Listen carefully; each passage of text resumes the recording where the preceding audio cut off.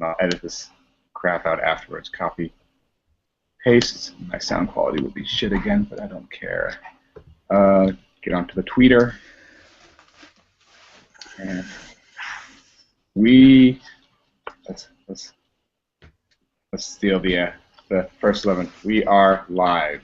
First 11 is live. Ish. Live-ish. This is the second live show. All right. Welcome to episode 34, maybe, of the First 11. I am Abram Chamberlain, coming with you tonight with Mr. Hisco Alejandro, the superstar podcaster of the Midnight Ride, the overall podfather of the AASP sort of kind of network, the leader of the pickup soccer. And am I missing any titles there? I would say the pseudo Scotch Brazilian striker. The handsomest man in the room. Yeah, no, hey, it's great to be back on the show. Thanks, man. Yeah, so Evan and Seth took over last week, so keeping with the New England tradition, we're going to go on with Hank again today, as we are going to do what I always do, and we are going to jump right in. And I'm going to try something really fancy, but it might blow up, but that's the purpose of a live show. Let's see if this works.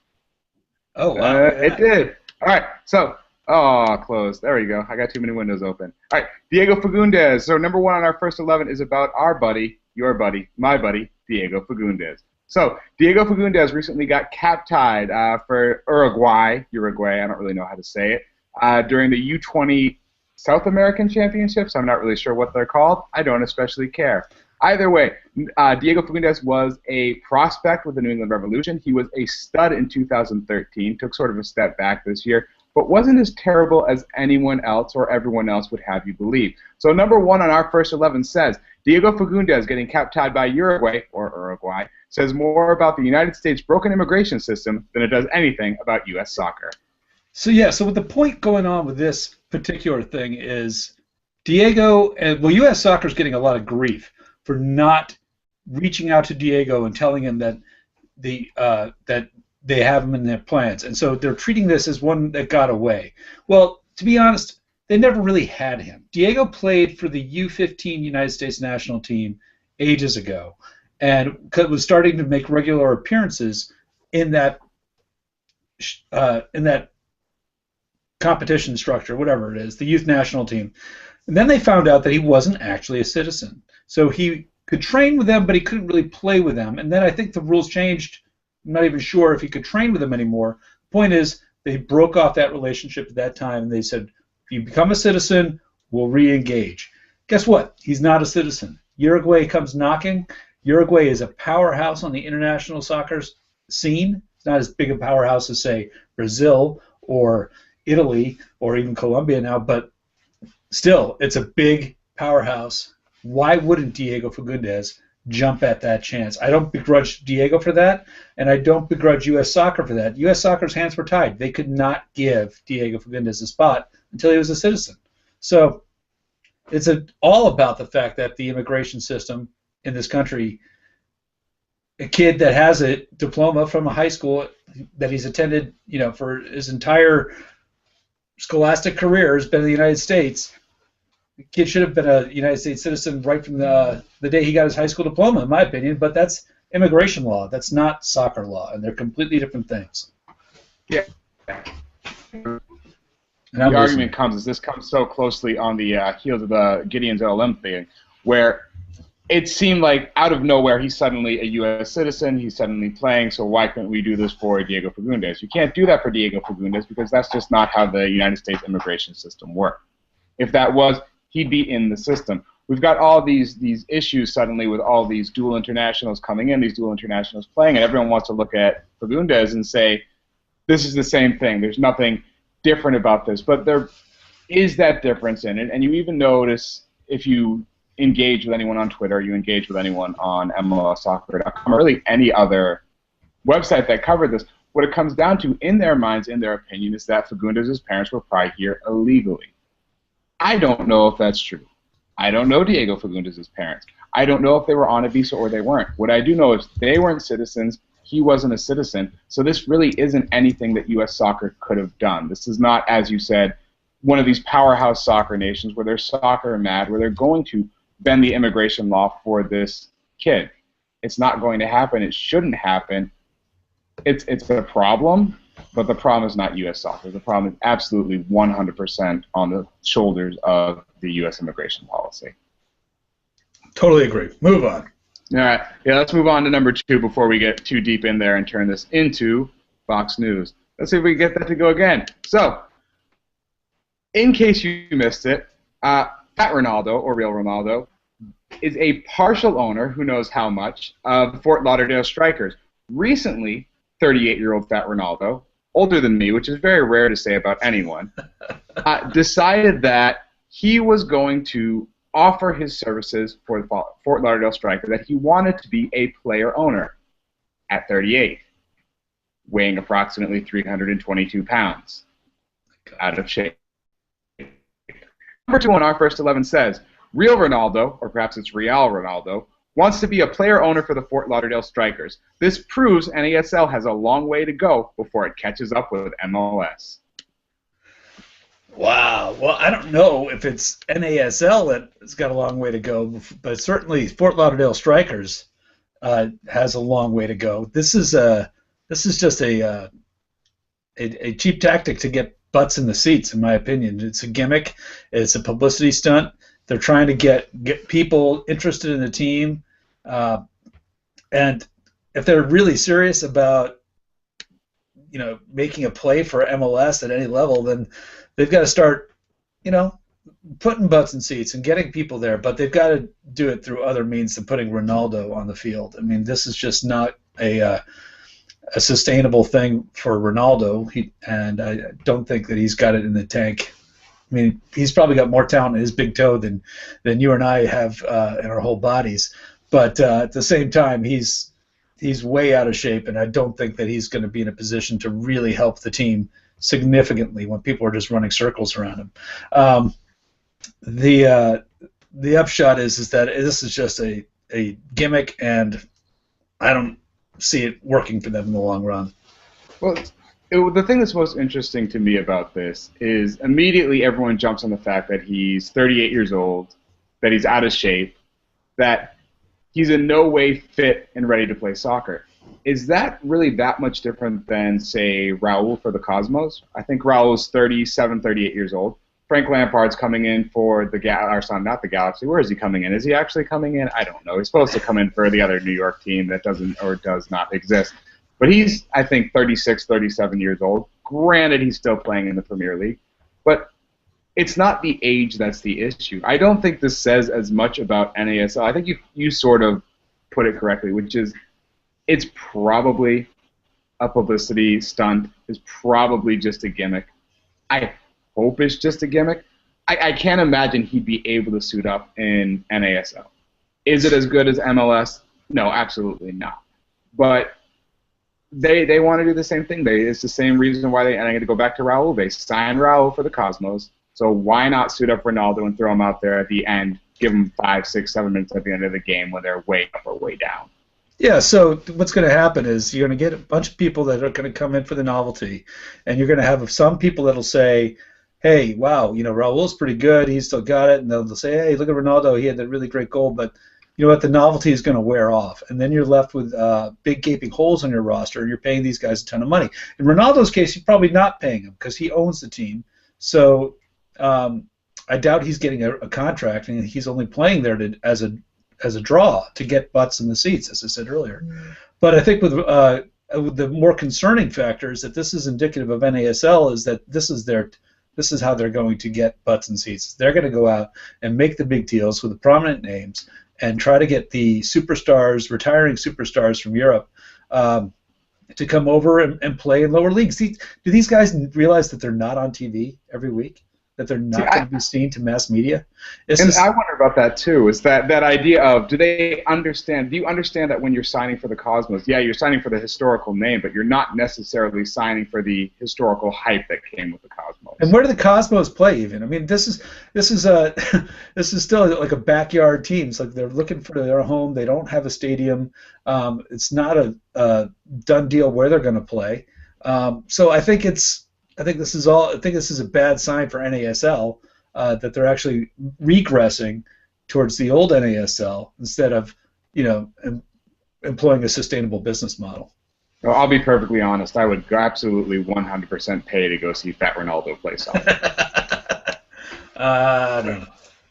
All right. So moving on to number 3, Super Draft, which we'll talk a little bit about later, happened this past week, and one of the strangest trades in the Super Draft had a swap of picks between Colorado and the Columbus Crew, 2 teams whose names I constantly get messed up anyway, amongst which Columbus sent a draft pick plus allocation money to Colorado for their draft pick, a future draft pick, and part-time United States men's national team left back and first 11 favorite, Chris Clute. Number 3 on our first 11 says, the front office of the Columbus Crew SC should be arrested for stealing Chris Clute from the Colorado Rapids. So the deal is they get the draft pick, so they drop from 14th to 19th? 14th to 19th. In this year's draft. I don't know who they picked at 19, but that doesn't really matter because they got Chris Clute. And that is a gaping hole. I believe one of their defenders for Columbus was a guy by the name of Gehring or somebody like that who got picked up in the re-entry draft and is no longer there. So they had a gap in their fullback slot there. I think that this is an outstanding pickup for Columbus. And plus they get a draft pick for next year out of it. Colorado must have something up their sleeve, and who knows what it's going to be, but it's a big, big deal to give up a prospect like Clute and a future draft pick for a bunch of allocation money.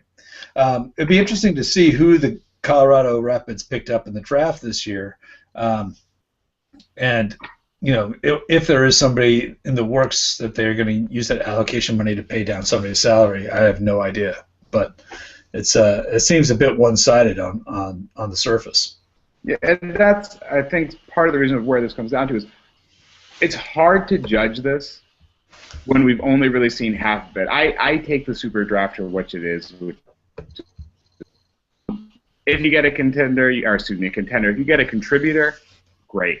More likely than not, you're not going to. So suddenly you've thrown away, maybe not, and he may not actually be of international quality, but he's definitely one of the 2 or 3 best left backs in MLS. He's definitely one of the 3 or 4 best outside backs in MLS.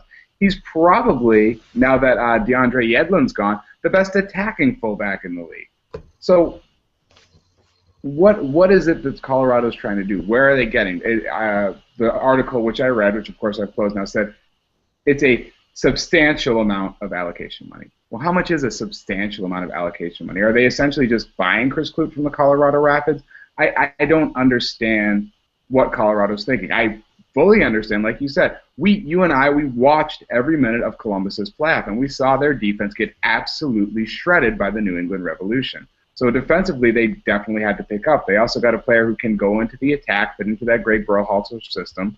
So what is Colorado doing? What's their plan in the future? This could potentially be a very good play for them, depending on how much money they get back and who they're signing afterwards. If this is the entire plan, is just to trade Chris Clute for money, I don't get it, and someone in Colorado needs to be fired. Yeah, and I'm looking at the draft right now, the draft results, and Colorado did pick up a good defender in Axel Holmberg, some Swedish name. You have to really kind of hock a loogie to say it right. And then, but then Columbus used their draft pick to pick up Sergio Campbell, who is a highly rated draft pick out of UConn. So this is a team that's both teams spending a lot of time and effort on picking up some defense. Colorado also drafted Joseph Greenspan, a guy who's going to be in the Navy for the next 2 years. So I don't know what they're thinking. They're giving away one of their best left backs in the country, and Chris Clute. They've got to have somebody there. They've got to have some big name coming in, a big outside presence there that's going to be a dynamic attacking player for them.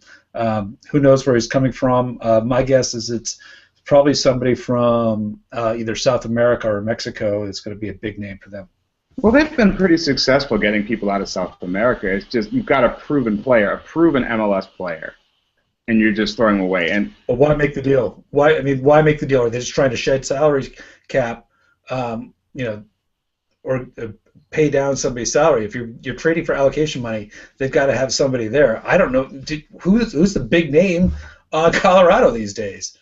let me tell you, I was googling Colorado transfer rumors, and you know what came up? Absolutely nothing. Absolutely nothing. All right, let's move on to number 4. Hopefully this is the right one because let's present this. All right. So you were mentioning all of the players on the Super Draft who are being picked up and drafted. I don't know who any of them are. I didn't know who the number 1 pick was. I didn't know who the number 10 pick was. I spent the last week on Twitter saying it's going to be fun pretending to know who some of these players are. I have no idea. I'm just looking at the names and I'm going, oh, well, you say he's a good player based on the combine, but I don't know if he honestly is. I don't know what college he plays for. I've never seen him play, so it's just sort of ridiculous. So with that, number 4 on our first 11 says, we're there, folks. The MLS Super Draft is just as irrelevant as the MLB's college draft. Well, you know, I don't think the MLB college draft is irrelevant either. It's because the MLB draft is more than just college. It's they're looking at high school prospects and whatnot, and they're getting kids when they're really young and getting them into their systems. An interesting paradigm, if you ask me. But what's really interesting here is the what I think is irrelevant is the notion of MLS Super Draft rankings.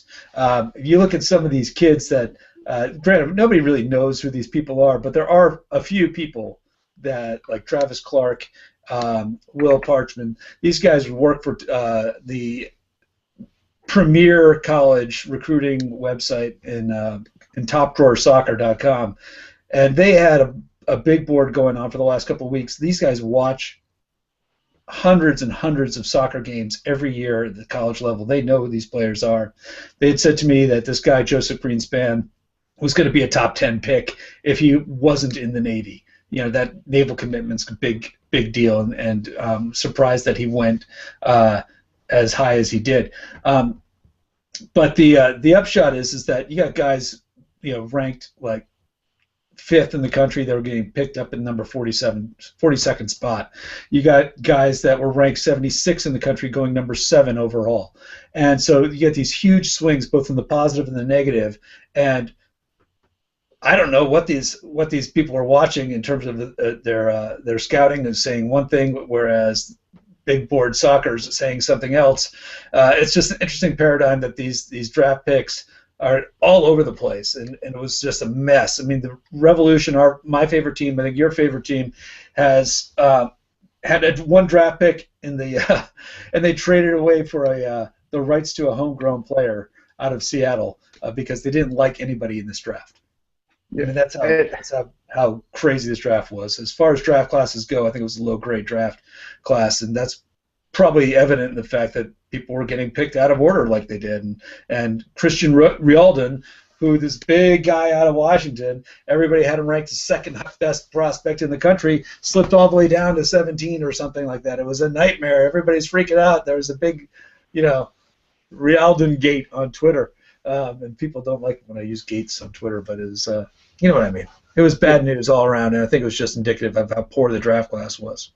But I don't think it's just the draft class. I think it's the idea of the draft in general. It's so hard to take these players and figure out who's who's good, who isn't. You generally do well with the first pick, but even nowadays, that first pick could end up being nothing, could end up being less than a contributor, may not pan out for another 4 or 5 years. Now, the Revolution got very lucky with Andrew Farrell. Remember him? Yeah.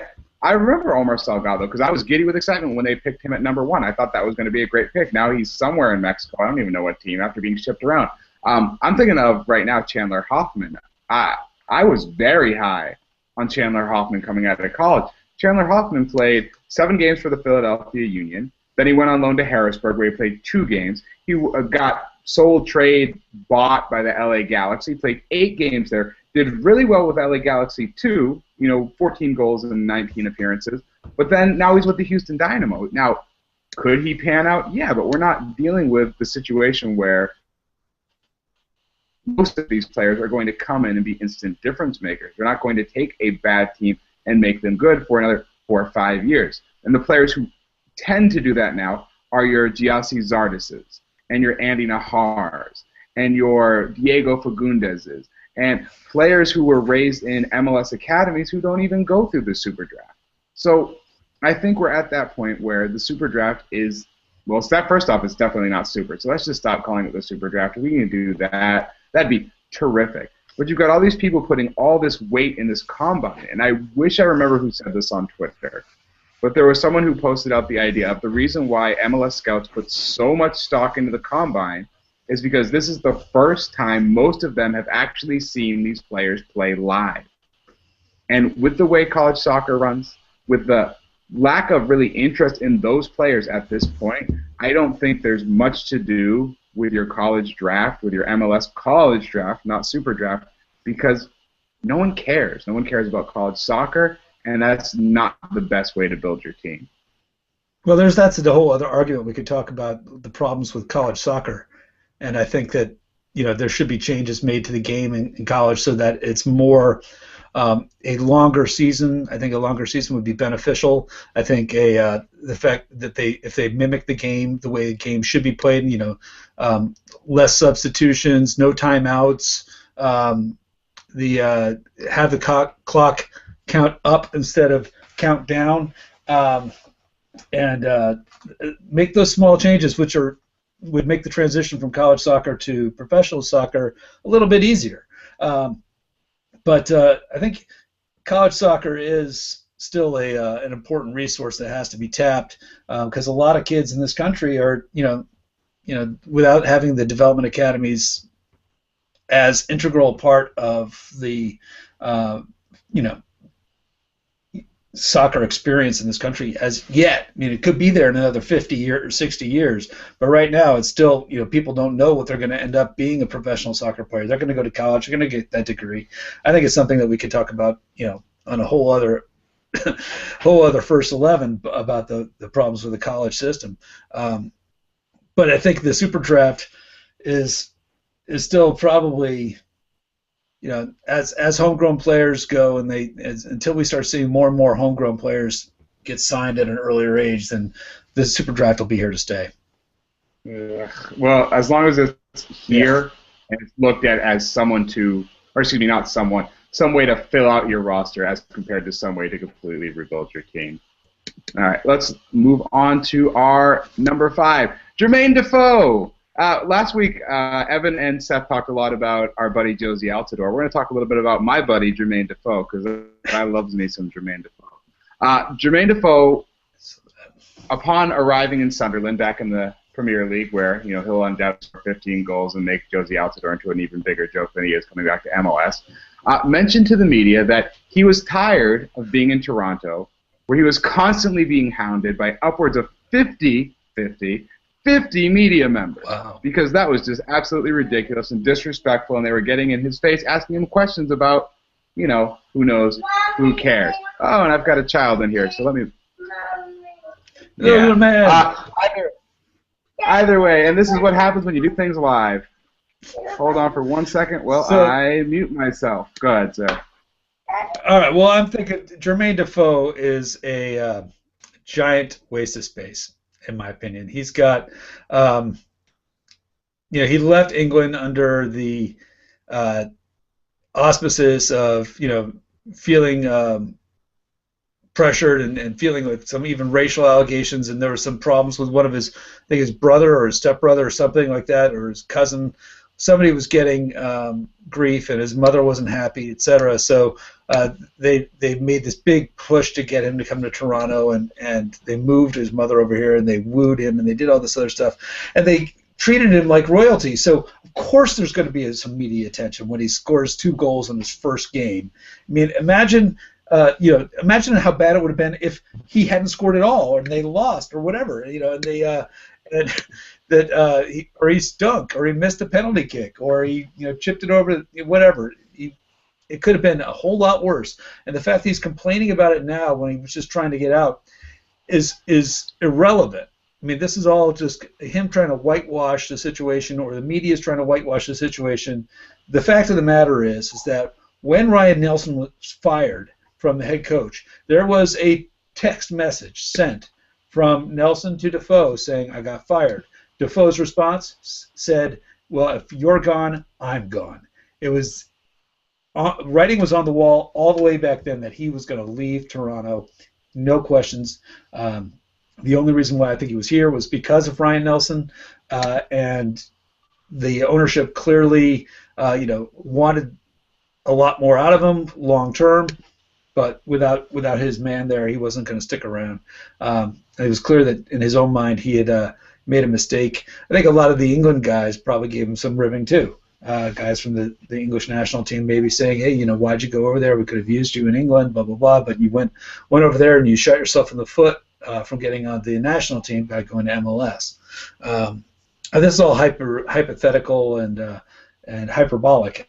So I just think it was a bad call. He definitely needs some training in the media, and if they're gonna start airing dirty laundry like I was homesick or my feelings were hurt, just like, well, let's call it for what it is. It's like, you were mad when Ryan Nelson got fired. Let's put that out on the table too. Yeah, I don't know which direction to take this in, because I'm looking at him and I understand some of his complaints. And the topic, which I ended up getting to read because of my children, is that if you look at how Thierry Henry reacted to the media, he was never great with the media. But as a media watcher, a watcher of the media, who does not consider myself actually part of the soccer media, it was vastly entertaining watching Thierry Henry just walk out of press conferences, or just, at the end of, after being eliminated from the playoffs, say, congratulations, New England, and then just leave after gathering all the media members around him. Waiting for them all to get ready. Yeah. I don't think Defoe, maybe he would have if he had lasted, 2-3 full seasons, he would have gotten around to that. But he's not wrong in saying that TFC is a small club. TFC is a small club, especially compared to every single team in the Premier League, every single team in the Championship, and probably a lot of teams in League 2 or League 3 of England are bigger clubs, quote-unquote bigger clubs, than Toronto FC. But you cannot complain about a club being small while complaining about being hounded by 50 media members. You want to be, every media member in Canada. Yeah. at least every media member in Ontario, the Greater Ontario area.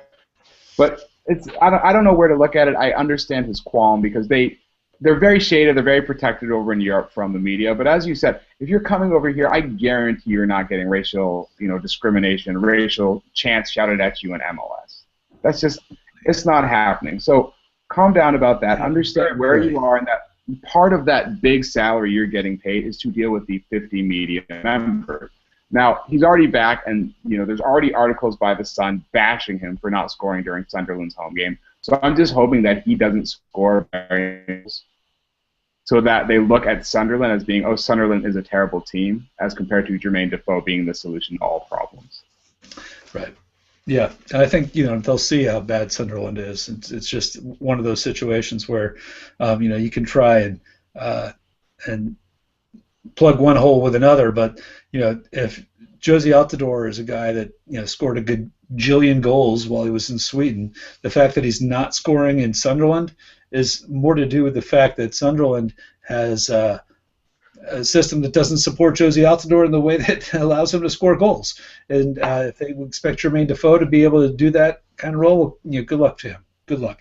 I expect Josie Altidore to have a much better performance in Toronto than Jermaine Defoe certainly did. Even though Jermaine Defoe had a great season in Toronto for all accounts. He had 12 goals, I think. And he got injured, and he was out for a long period of time. Well, he was injured. Yeah. He was over in England getting, who cares about socialized health care. He went to Brazil.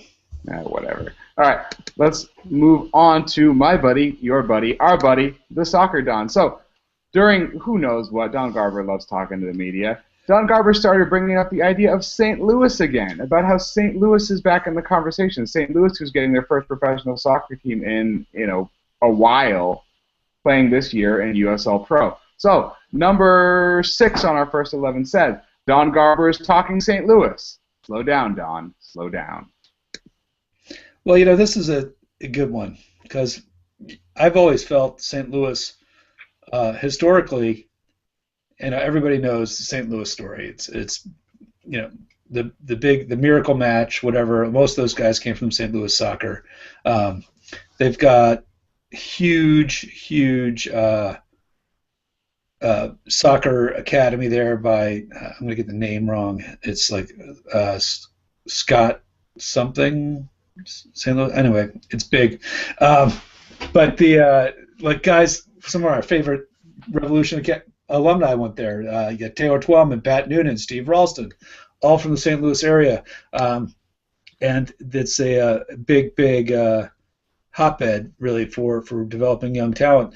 But we're starting to see that kind of whittle away. We're not hearing the big names as much as we used to. But I think in the long term, where there's smoke, there's fire, right?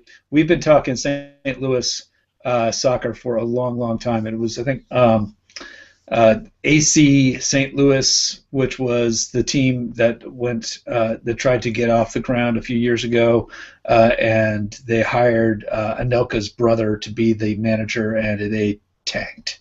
They tanked, and they did not survive a season. They hired Steve Ralston as a player manager / guy, and he came back to New England Revolution after 1 year because they couldn't afford to play any. They had to cancel out on their women's soccer team back when WPS was around. They had some good players there that they couldn't afford to pay, and they never even got a game off the ground for the women's team either. So I think this time, though, there's got to be a strong ownership behind them for Don Garber to be coming out at MLS draft and saying, yeah, we're talking about St. Louis. And so there's got to be some serious money behind it. Otherwise, he wouldn't mention that name. Well, here's my question. The new St. Louis team is a USL Pro team. I want to say they're just called St. Louis FC. I'm almost guaranteedly wrong if they're called that because I don't feel like looking it up. I don't feel like tweeting because I'm afraid my internet will die if I check that out right now. But it seems to me that the idea behind St. Louis as an MLS franchise is going to hinge completely on how well the St. Louis USL Pro team does. They're going to look there, and then they're going to see, is this a team we want to promote? Is this a team that we're going to bring out, that we're going to allow to come in? Quite frankly, I think history is stupid when it comes to soccer. Because if history was so great, the Cosmos would be in MLS. If history was so great, Fall River would have a team. If history was so great, the Philadelphia team would have been, see, I've already forgotten, the Steelmakers, the Steelmen, the Markmen, whatever they're Bethlehem called. Steel? Bethlehem Steel, there you go. So, end of the day, history of soccer doesn't make a difference. And I don't think you just hand a team to St. Louis. I think that this USL Pro team that's coming in is laying the groundwork for a possible promotion or promotion or whatever you want to call it for a St. Louis team. But I still look at teams that are doing well in NASL. If you look at San Antonio, if you look at Minnesota, if you go down to USL Pro and you look over at Sacramento, I think there are better options. I still don't think Vegas should be in the mix. I do think St. Louis is going to be in the mix, and I think it's because Don Garber has a hard-on for St. Louis. I think American soccer fans have a hard-on for St. Louis. I just don't know if St. Louis has a hard-on for St. Louis. Well, it'd be interesting. I mean, this St. Louis expansion team, you're right, St. Louis FC, USL Pro expansion franchise in 2015. They're also going to be the USL Pro affiliate for the Chicago Fire. So there is going to be some back and forth there. People will be keeping an eye on them. And, I'm not a big fan of these affiliate teams, actually. I think that LA Galaxy has proven that that the fully developed, USL franchise for themselves is a good way to go. And that way you kind of get guys that are maybe a little bit closer to home. And like the Revolution have to travel like 6 to 8 hours to get to Rochester, New York. That's just not close enough, in my opinion. Chicago is only a couple hours away from St. Louis, I believe, but still, it's a haul. But the fact that they are an affiliate with an MLS club, that's good news for St. Louis fans, and that might actually prove to be the paving ground, to get this team up and running. So I'm just going to be interested to see what happens because I can't imagine that the Don Garber coming out to talk about a St. Louis expansion team does not go in hand with this new USL Pro team, and I'm not sure I'm okay with that. I really don't like the direction that USL Pro has been taking, but I have absolutely no power. And speaking of affiliate teams, let's move on to our next one. So the New York Cosmos have come out, and they said that they're going to start their reserve team, or Cosmos B, in NPSL. Not USL Pro, because that's the USL Pro, which is whatever. Let's go on and on. So number 7, I think, on the first 11 says New York Cosmos B or 2 or whatever to NPSL. Yes, please. I'd like to see them get their first team off the ground first.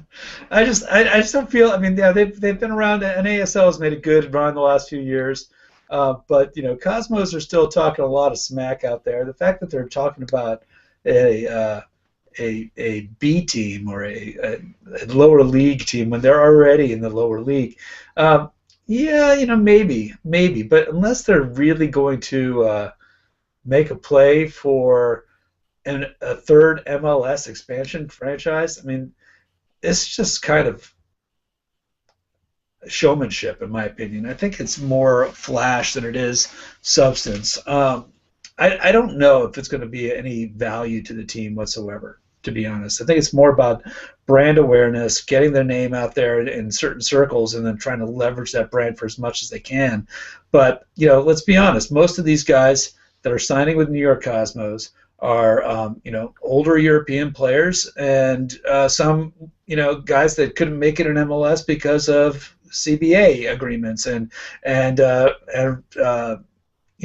right retention policies and things like that. Bona fide contracts that were extended and not accepted.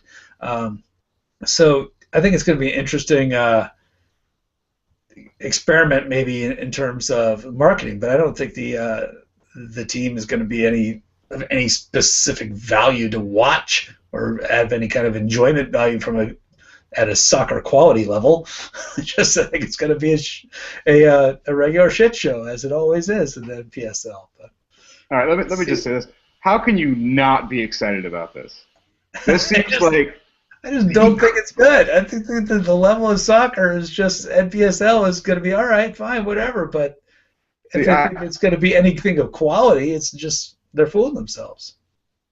I never speak in hyperbole, ever. I don't believe in hyperbole. It's ridiculous. But I have to say that this is quite possibly the greatest thing ever. Ever.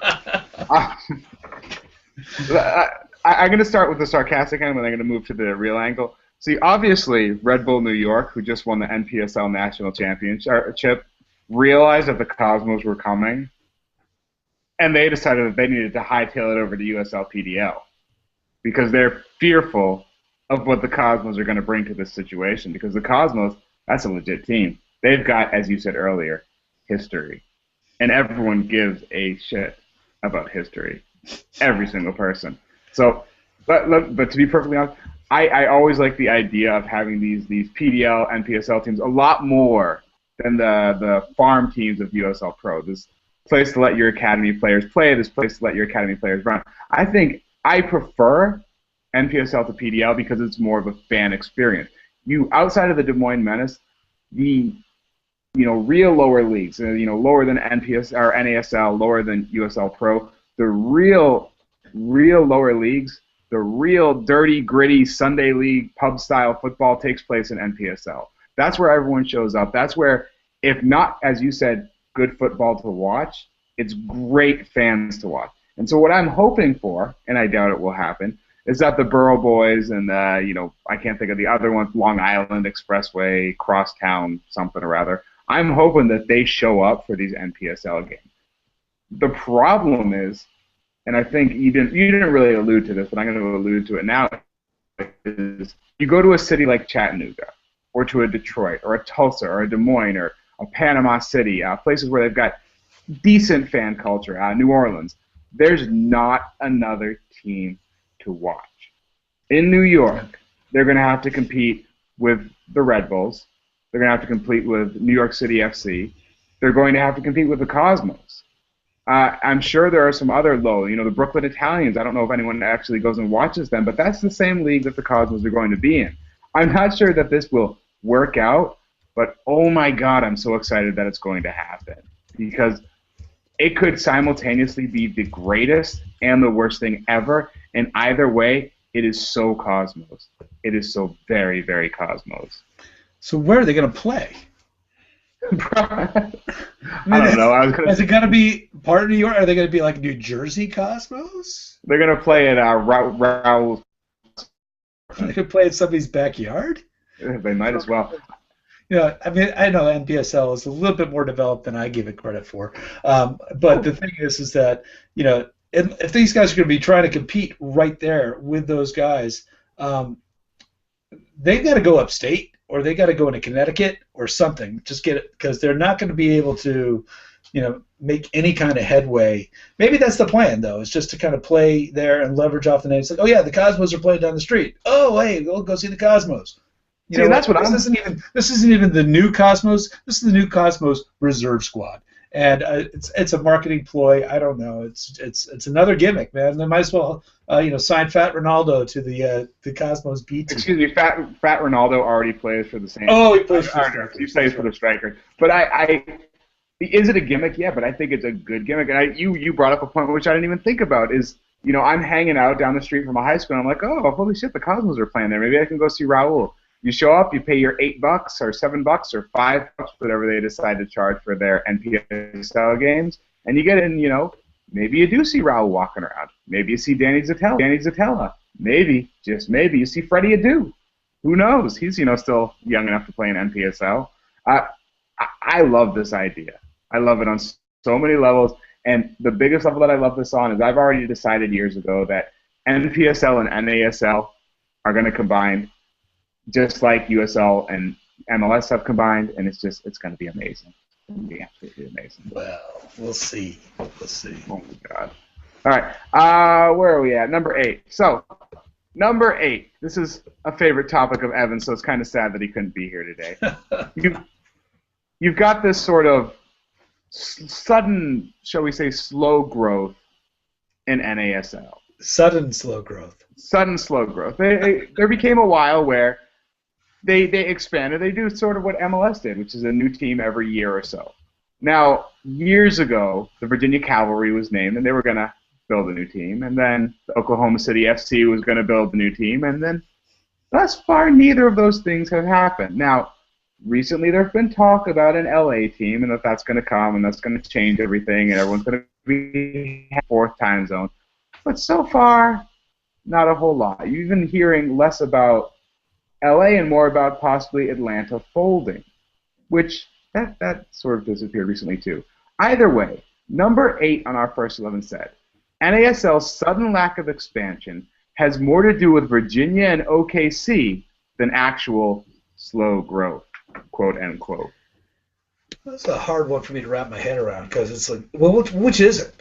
Is it just the fact that the expansion isn't happening because they're spending so much time trying to get these two teams off the ground, or is the fact that they can't get these two teams off the ground indicative of the reason that there's really no market for this league, NASL? I feel like they're trying to force it down people's throats at this stage. They're again, you get back to the signings of Ronaldo with the Strikers and with Raul and the Cosmos, and you get these really big names. It's like, well, Virginia Cavalry comes down the road, and they said they've got Robbie Earl is coming to play for them, or Steve Nichols coming out of retirement to play for Oklahoma City. I don't know, just rather large names. These teams, the fact that these teams are trying to get these teams off the ground and yet unsuccessful in doing so is more indicative of the fact that there's really no market in those areas, or the market's already being taken up by other teams. To me, this sort of sings of the girlfriend who's trying to show you she's okay. NASL and USL Pro had their big fight and they split up, and USL Pro's doing okay because they moved on. They've shacked up with MLS, but NASL is like, hey, I'm okay too. I'm gonna get me a Virginia and an Oklahoma City, but it's just not happening. And I'm fascinated by the lack of anything out of Virginia. I know there's constantly they're getting sued and there's arguments over the baseball ground and is it happening or is that not happening? And then Oklahoma City, there's that idea of, can they compete with the energy, since one of the Oklahoma NASL owners jumped ship to join maybe jumped ship is correct, but jumped ship to join Oklahoma City Energy, and suddenly they have no interest and they gave up their stadium. But don't you worry, Oklahoma City FC, they've got an NPSL team to go for now. They do have a kick-ass logo though. But the idea is that I don't think either of these teams are the sole reason. I sort of hit this very well, the idea of, can they survive? Is there a market for them? I think if they hit the right areas, there is a market. Indiana, they're talking to people in Detroit about bringing Detroit City up to NASL. That would probably do well because there's not really another market nearby. Virginia, you got to compete with DC United. You've got to compete with a plethora of other lower division teams. You got to compete with the Kickers. You got to compete with Carolina.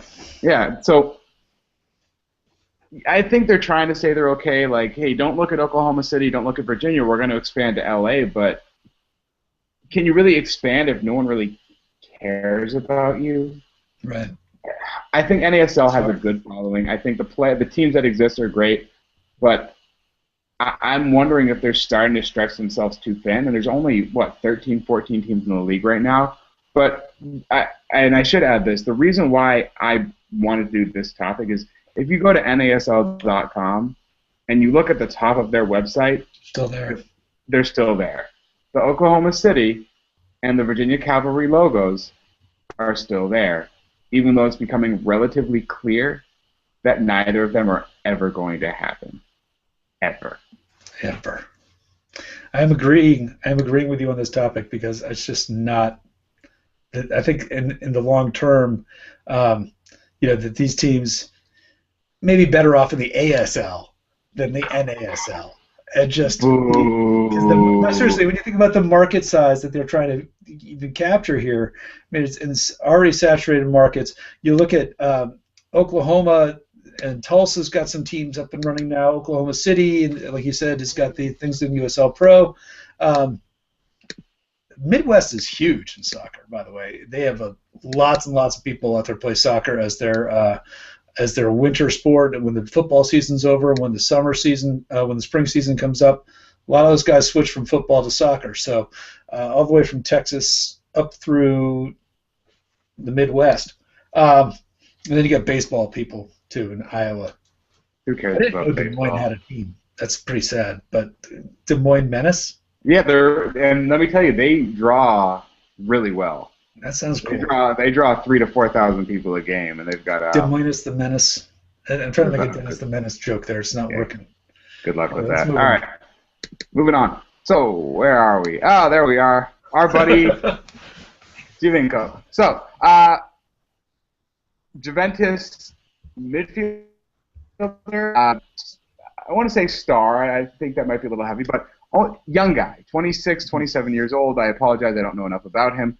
But on the radar for Arsenal, on the radar for Chelsea, both of them are going after him, but it appears, that he is going to sign with Toronto Football Club, Evan Ream's favorite MLS team.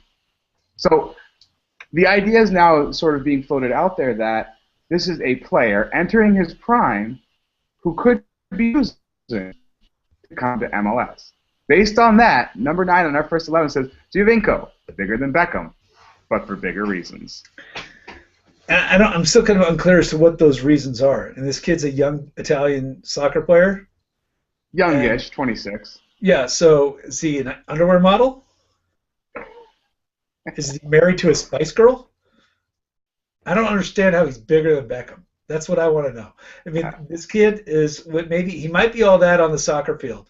And it might be a really great acquisition, but is he bigger than Beckham? I mean, is that the question, or is the fact that I don't know. I think he's turning down the opportunity to play at Chelsea and the opportunity to play at what did you say, Arsenal? Arsenal.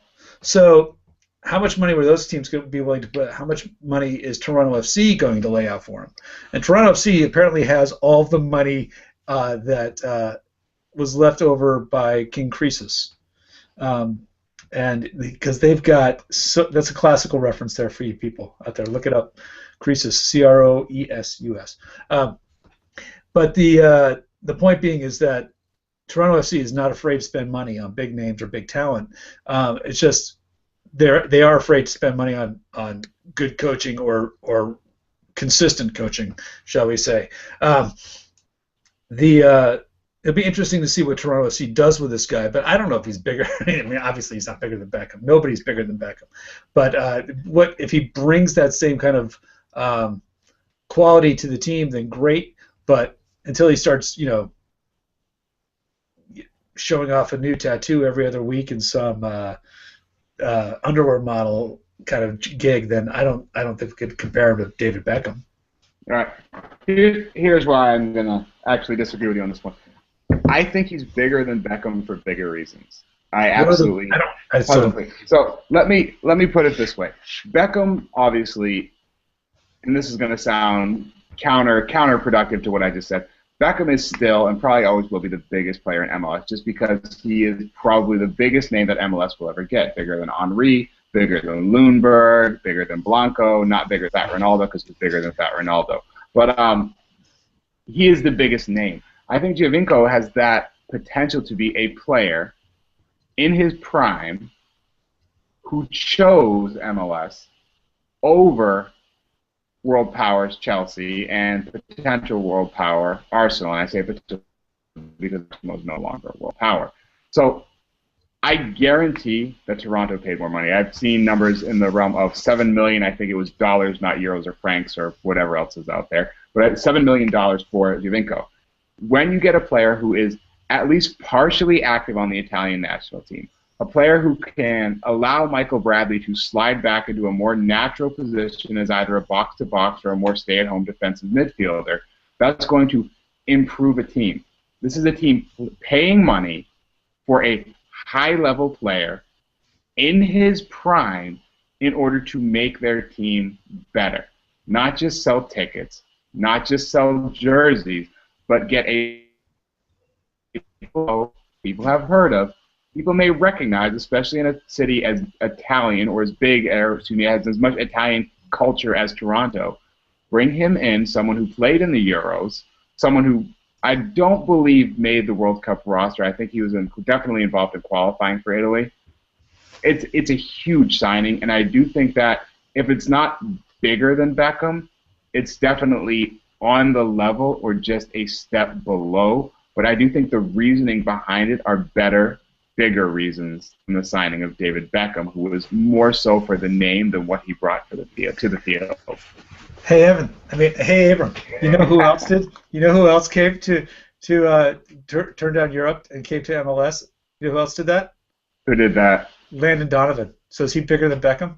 Landon Donovan flamed out of Europe. Landon Donovan in his prime turned down Europe, turned down big money, turned down the play to come play in the MLS. So yeah, he's bigger than Beckham too. Landon Donovan, let's not even get into that because Landon Donovan burnt out in Europe. It wasn't that he had the option. It was if he had turned down a Bayern Munich or but this is after Everton, man. That. You got to go back to the Everton loan spin when he just re-upped his contract with MLS. He could have gone to Everton. He was out of his prime at that point. He could have put that past his prime. Okay. He was out of his prime. He's out of his prime. Yeah. I don't even know. We don't talk about Landon Donovan in this show. He's not even good at soccer. No. All right. So, moving on. So, heat maps. I'm sorry, they're just so funny. They've kind of been, you get after Brazil, Germany, there was the heat map of the giant penis going into the goal. You had one of Lionel Messi after his hat trick today, or I guess maybe it was yesterday by the time anyone hears this, going around that said God on it. You've got one of Juan Mata when he returned where it's just a big heat map over by the bench. Either way, number 10 on our first 11 says, heat map jokes are no longer funny. Were they funny to begin with? That's the question. No, no, they weren't. They're just. I don't think they were ever funny. It's just they were just stupid and random, and I I don't even pay attention to real heat maps, much less fake heat maps. It's more statistics and more kind of making fun of statistics. I think is sometimes a good thing because I think people get too hung up on statistics. But yeah, heat maps as jokes is just a poor vehicle for comedy in any set. I mean, if you want to be funny, start a podcast. I know, right? Right. It's the way to do it. People just don't understand. People laugh at us all the time, and we're not even trying. Yeah, I know. And I think the problem is that they're laughing at us, not with us. But whatever. I bring a smile on people's face. Yeah, never mind. I'll keep that one to myself. Yeah. Heat maps. Not funny. I'm ambivalent on heat maps to begin with, so heat map jokes not worth my time. I have some tweets. I don't know, some ridiculous number. Maybe it's 700,000 tweets. I don't retweet heat maps. It's not going to happen. They're not funny. All right, let's move on to our last one because I don't even want to talk about heat maps. All right, it's not funny. So, no, not even a little bit. All right, so Juan Agudelo. Not funny. Out of contract. Not funny. Out of team. Not funny. Out of place. Just not funny. Out of time. So, number 11 on our first 11 says Juan Agudelo. It's been over 250 days since he's played a competitive match. That's almost 3/4 of the year. It's insane. And to think that this kid is just out there biding his time. Now I know he's got some personal stuff going on in his life because if you follow him on it, or if you followed him on Instagram, you could probably have figured out who his girlfriend is, and if you check out his girlfriend's Instagram feed, that she's very, very pregnant, and she's about to give birth somewhere, I think, in either Houston or England. So we'll see. Maybe Juan Agudelo wants to raise his family in England so that he can get international status or resident status in England as his child was born there, etc. But he's not even married to the woman yet, as far as I know. So it's kind of irrelevant where his son is born, or daughter, or whoever this offspring of Agudelo is going to be. But yeah, it's just a sad state of affairs. And I actually got a tweet. Back around New Year's, I tweeted out to Ron Waxman to find out if he knew anything about Juan Agudelo. And Ron Waxman, for those that don't know, is a sports agent, and he used to represent Juan Agudelo. And when I suggested to him that he might know where Juan Agudelo is, he got offended that I would even suggest that he still represented him. And I said, well, okay, sorry, didn't mean to offend you, but so Juan's agents are the Wasserman Group, Wasserman Media, and the Team Wasserman is not really doing a lot for Juan Agudelo right now. He's just hanging out, waiting for that big payday.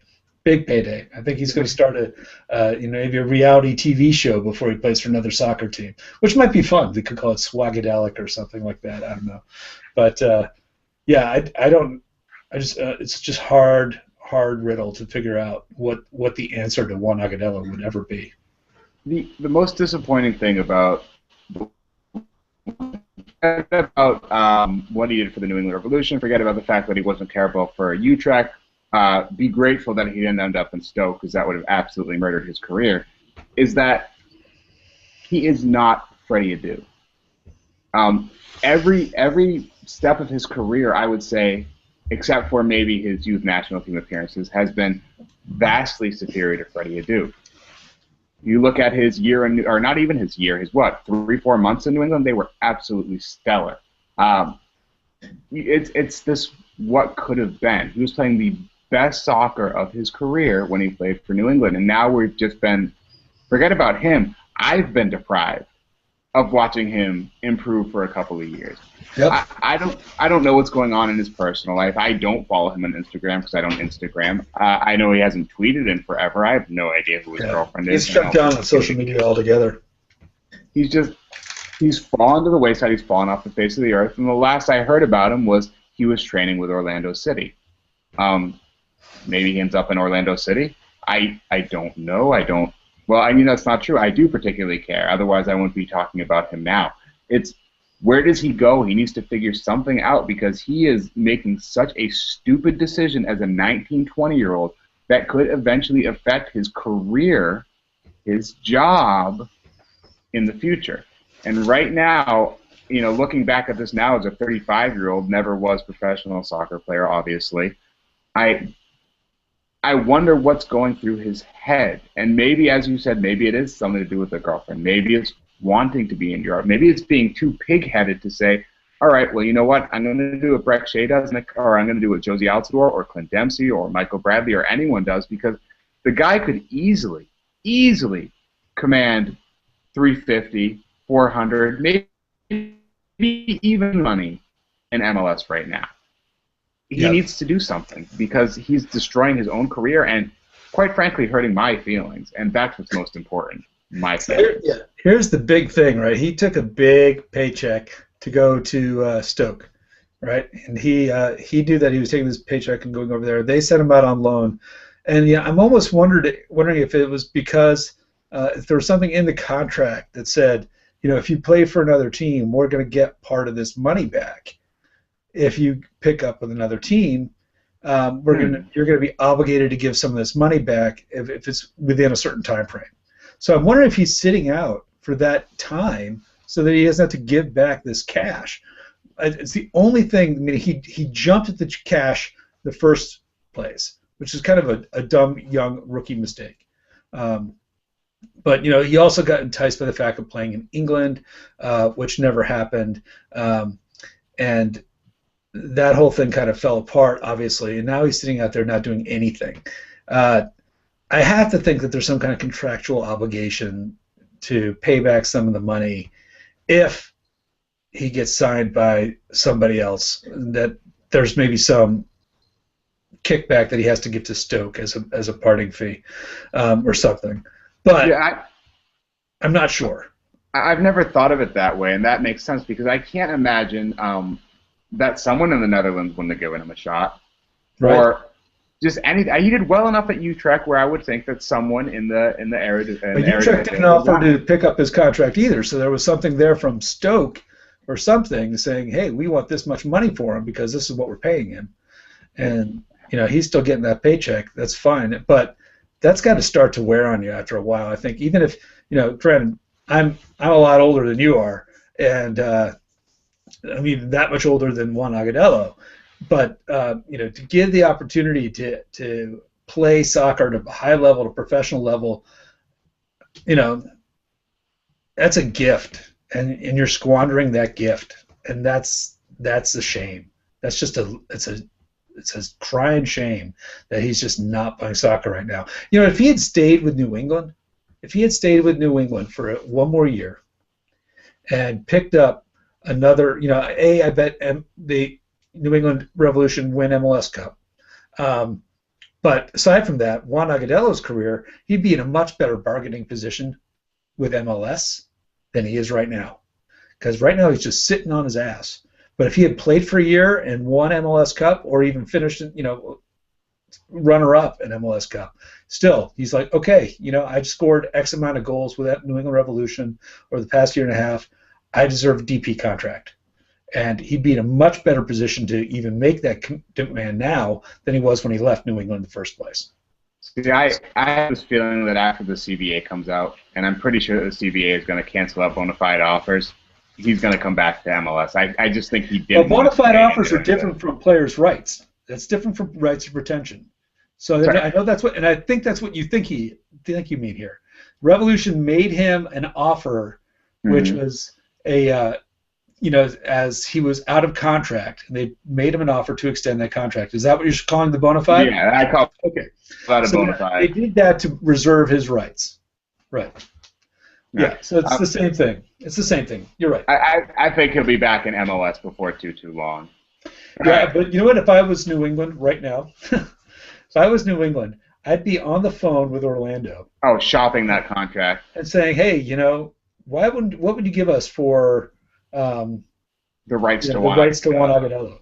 Because it's clear that he had a relationship with them. He might be more inclined to go play for Orlando than New England. I'd be more inclined to go play for Orlando than New England, and I'm a New England fan. All right. On that note, got anything to plug, Hank? Oh, just the usual. You got the Midnight Ride podcast.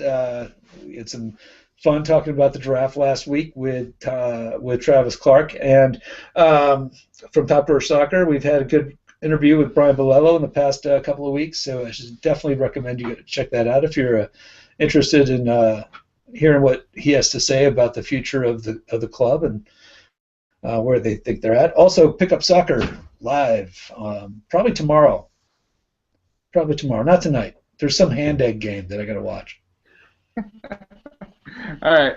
Yeah, I got nothing. So let's just, from that, go ahead and let's see. How do I usually do this? Go ahead and follow the show. We're at First 11 Pod. Go ahead and follow our network. We're at the AASP. Go ahead and follow Hank. He's at Hisco 5. Go ahead and follow me if you don't already. I'm at Mind of Abram.